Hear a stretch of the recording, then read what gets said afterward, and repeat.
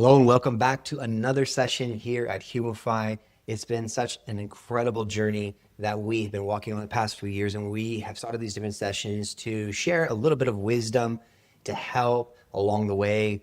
Maybe you're walking through this, maybe you haven't walked through it, but these different things that we're teaching can really help potentially keep you from potential burnout or from losing a lot of things within your business, unnecessary things. Our goal here at Humify and everything that we do, our vision as a company is to help be partners alongside with you in what you're doing. Whatever we can do to serve you in any way, please check out our website. We'll talk a little bit about what we do here at Humify, but the sole purpose of what we're doing here is to really provide as much value as we can to help you in your journey, your entrepreneur journey, and everything that you're doing. And so in our last session, if you haven't watched that one, you need to pause, go watch that one, and then come back here because we were talking about the do's of leadership and the beginning stages of leadership. And today we're going to be talking about the don'ts. So Bia, I didn't really want to talk about this one, but I think I know it's necessary, right? We always have these conversations. but it's very important. And so we're going to be talking about it. So let's talk about the do's, the three don'ts. Today's don'ts That you definitely need to watch out for when you're starting your business or when you're growing your leadership team. So let's talk about the first one. What about you, Ryan Adams? What do you say? Yes, you're trying to avoid, but the first one goes straight to you. Yeah. So what is the first don't that you see that any leader or starting off your company or business, you should avoid doing Definitely. it? I think first and foremost, you have to be very careful that you don't feel like you have to be the one that resolves all of the problems. Or I would say it this way, you don't have to feel like you have to be the one that has all of the right answers or that it needs to be your way. I was just saying Yes, so good. Let's, let's go that one. Okay? I was trying to go a different way, but I know you want me to go that way. Take the Band-Aid off. Yeah, Yes. you don't have to feel as everything needs to be your way. So good. And I think that's a complex that a lot of owners have. It was something that I learned a lot with you because in the beginning stages of the company, it was 100% like I was doing it all by myself in the sense of like the leadership. But then I invited you and we started walking. Now you're a partner here at the company. And I had to learn that it's not about me. It's not Ryan's show. This is a collaboration. And so this is the first thing that, not everything needs to be a battle.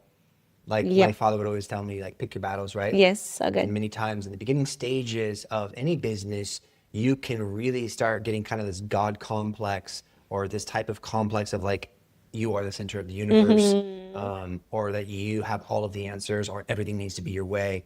And so that's something that I've learned. And it took some time, Bia. It took a lot of time. And I guess I'll ask you, like, let's be honest here. In the beginning, was it difficult for you? It was, I mean, we're partners, so you can say whatever you want. I want to get fired right now. We have a new contract. Just kidding. Okay. Don't worry about it. Okay, I have a share. Anyways, but I think not just for you, like I think everyone in a company when you're initiating things, we have this mentality that, okay, oh, this is wrong and I'm right and I want to fight for being right. And sometimes this comes from honest motivation. But even with me, I remember the times that you said something. First of all, one thing that we teach and we had as foundation in your structure, it is like understand your place at the table. And though we are in the same table, we are there working for the same purpose, but there is a hierarchy in that table. And sometimes we need to understand, okay, what is this coming from? If my leader is giving me this direction, okay, I should trust. And yes, sometimes there are moments that you can point yourself out and bring your opinion. But one thing that I learned, and not just with you, and for the difficult moments that when I was picking my batteries, trying to fight for my vote against some voice or space. We had our rounds of many rounds. Anyways, but one thing that I like passing through the mistakes and my errors as well, I understood that I would say, okay, it's not about me being right. What is the best for the company? That's good.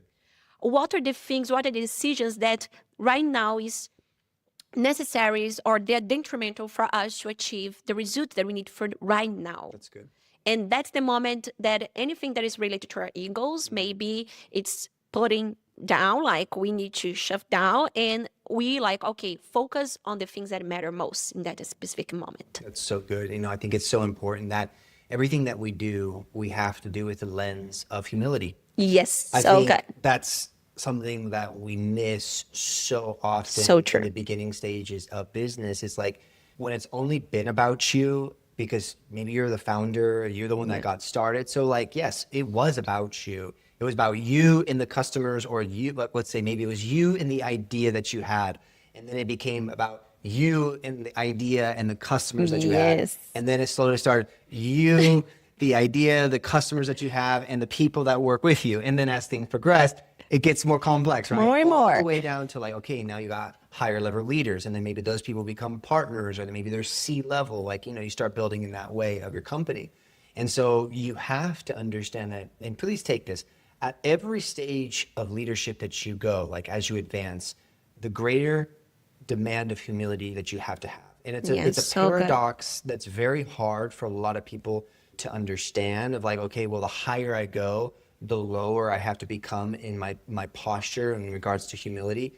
And the answer to that is yes. To be a truly successful person, in my book, maybe you don't agree with this, but in our book, what we've seen is the more humble you are, humbleness doesn't make you weak. Actually, Yeah. humble makes people respect you even more Honorable. and makes it more honorable, right? They want to honor you more. But like, it's so important that as you increase in these areas of leadership and of business and success and influence, humility, as you said, cannot be the last thing on your priority list. It has to be the first thing that you see. You look through it through that lens. And I really believe many people don't do that today. Yes. I really believe. Yes.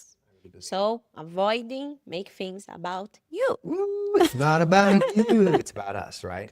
It's about the company, the team, the results. Yeah, you're right. So Bia, what about you? What is one thing in your experience, because you have a lot of experience, you've been doing this for a long time now with me.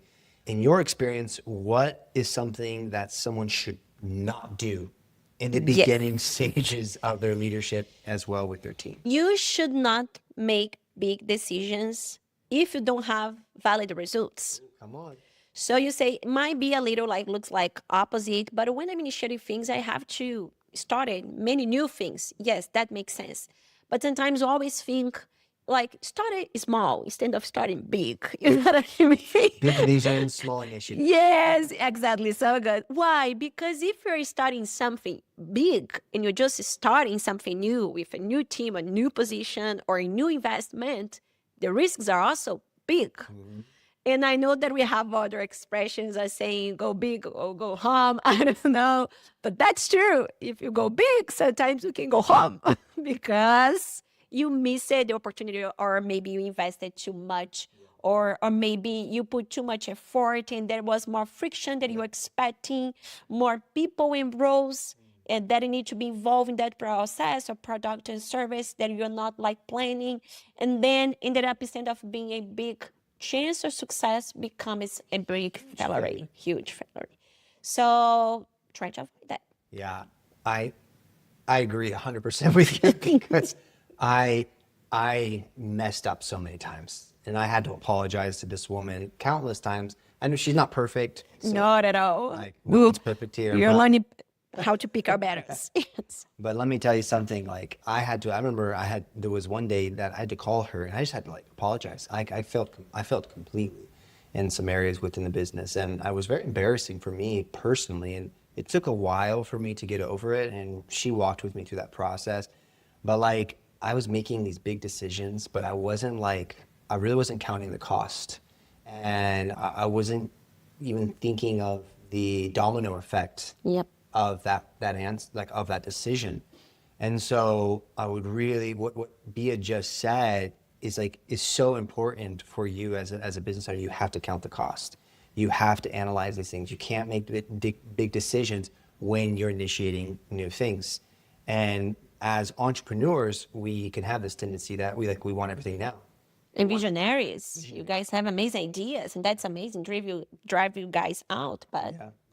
But like at what cost, right? yes, I think you would tell me though, like Ryan, like at what cost? Like not even just the value, like monetary value, but like how much is this going to cost the energy of our team? yes. Right.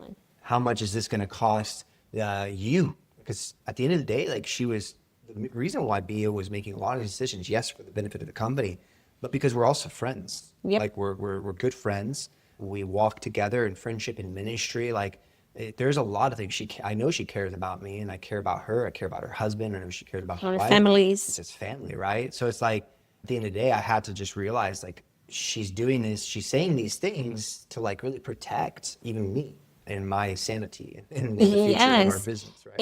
And the name, because Yeah. your name as leader represents something and carry like an influence all over the company. Yeah. So that good. reflects a lot. So making big decisions, sometimes they can be amazing hits, but they usually the march or percentage is quite low when you make these big decisions. And as you said, it's gonna recall a lot of cost, like in back end cost that majority of the time people are not seeing it. So good. And sometimes a gambling, okay, I'm doing this, like, okay, this you cannot just gamble with big decisions that involves your not just your time, but your investments, maybe people around you, partnerships about you. So good. And then you're gonna have to deal with the consequences. And then know that you can turn the page and that's okay, but it's gonna take time for you to deal with all the consequences and make things back in order again. Man, I learned that the hard way. So please take the words of Miss Beatriz.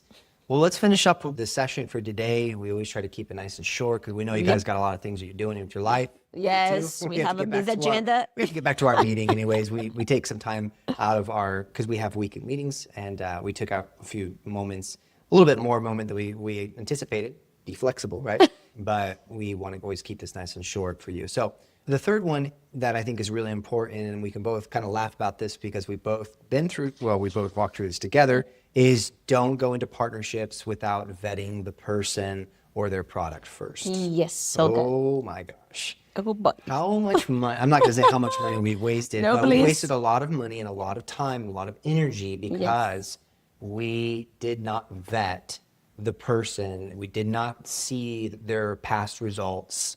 I don't know how deep we want to go into this one, Bia, but I think it's very important. We do talk about it, about like the cost of not vetting the person Yes. and going into partnership with these types of people. And I believe one thing that we learned, and we are still learning, it's about, okay, it's not because it's a bad partnership, but maybe it's not the right partnership for you right now, or the one that you needed for that specific thing. Or even like, okay, oh, this is, and usually it's amazing to have partnerships. And we are in our company or business, we carry this as your identity, like part of our identity. Okay, we love to partner with you. How can I help you?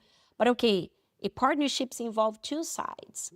And we need to make sure that the level of flexibility and accountability is going to be the same for both sides all over the journey. And it's sometimes about understanding, okay, is this the right time? This person's amazing. This business is amazing. Oh, this would be amazing opportunity. But right now, this is the right moment for my company. Do I have, and the other don't, is this a big decision for right now that I should avoid? Or maybe let's wait a little bit more. Let me get to know more this potential initiative or strategy for them make the right decision at the right time. And this is actually turns up as a good partnership. Not something that just started good, but at the end, maybe needs to end not such good taste in the mouth. It's so good. She said it very, very eloquently. I probably wouldn't say it's so good, but we've had a lot of moments where we had to just, we'd say, eat it. That's a phrase. We just had to eat it and say, I was just literally thinking about this. It was like, wow, we actually spent that much time doing that and spending that much money. And what was the result of it? Do we have any fruit to show of our labor? And I think it's so important that we definitely don't do partnerships without vetting. Now, listen to me what I'm about to say, guys, and the next thing. And don't get me wrong, like we need business. Companies need business to be a business, right? You need sales. You need to be pushing forward.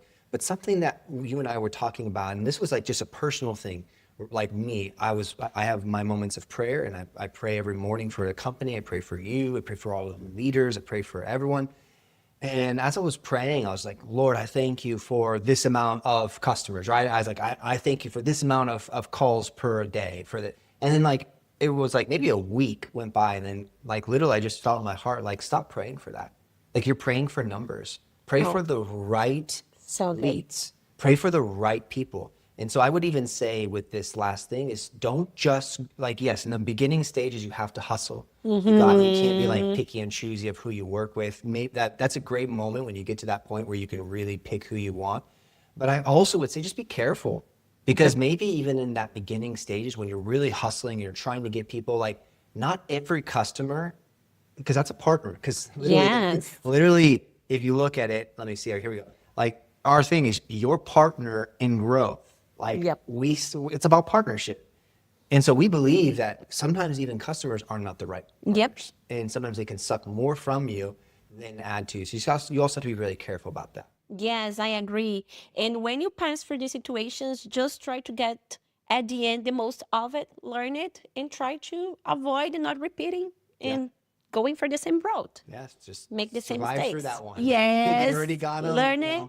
Just learn it and move forward. Make Exactly. things better. So these are just 3 things that we wanted to pass to you guys. They're very simple, but they're things that we would love. They're treasures that we want to pass Yes, on to treasures. you. And again, maybe you already knew this. Great. So give it to somebody who hasn't heard this before. We're here to help you in all ways through all things. Humify is your go-to and a partner when it comes to staffing, right? Yes. Agencies as well as coaches. We have incredible packages for our coaches, for people that are doing coaching or mentoring. We want to help you grow, succeed, and really break through the digital landscape, the digital static here in today's generation. So check out humify.io. Also, please feel free to subscribe, send this to somebody that you know. We would love to just connect with you. Send us an email. I'll put the link where you can reach out to us if you want to do a discovery call, if you're interested in our services, or you just want to get to know a little bit more about what Humify does. We'd love to connect with you. And so until the next session, we cannot wait to talk to you. We'll see you later.